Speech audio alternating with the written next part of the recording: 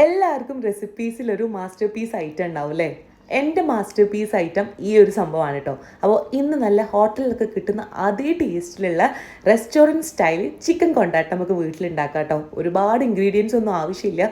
നമ്മളെ വീട്ടിലുള്ള ഐറ്റംസ് ഒക്കെ വെച്ചുകൊണ്ട് തന്നെ നമുക്ക് നല്ല കിടിലൻ ടേസ്റ്റിൽ നല്ല ചോറിൻ്റെ കൂടെ ഒക്കെ പറ്റിയിട്ടുള്ളൊരു കിടിലൻ ചിക്കൻ കൊണ്ടാട്ടം ഉണ്ടാക്കാം.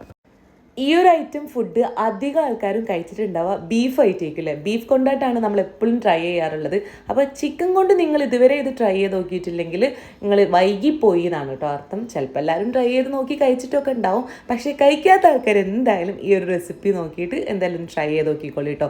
പിന്നെ ഈ ഒരു ചിക്കൻ കൊണ്ടാട്ടം ഉണ്ടാക്കുമ്പോൾ എരിവ് നിങ്ങൾക്ക് എത്രത്തോളം വേണം നിങ്ങളുടെ എരിവിനനുസരിച്ചിട്ട് നിങ്ങൾക്ക് എരിവ് എണ്ണം കൂട്ടി കൊടുക്കാം കേട്ടോ.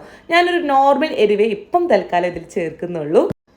അത്യാവശ്യം നല്ലപോലെ എരിവും കുറച്ച് മധുരമൊക്കെ വരുന്ന ഈ ഒരു ഐറ്റം നല്ല ടേസ്റ്റാണ് കേട്ടോ. അതിപ്പം നല്ല ചോറിൻ്റെ കൂടെ ആണെങ്കിലും പത്തിരിൻ്റെ കൂടെ ആണെങ്കിലും എല്ലാത്തിൻ്റെ കൂടെയും നമുക്ക് സൈഡായിട്ട് കൊടുക്കാൻ പറ്റിയിട്ടുള്ളൊരു ഐറ്റമാണ്. അപ്പോൾ എന്തായാലും ട്രൈ ചെയ്തോളി. അപ്പോൾ ബൈ.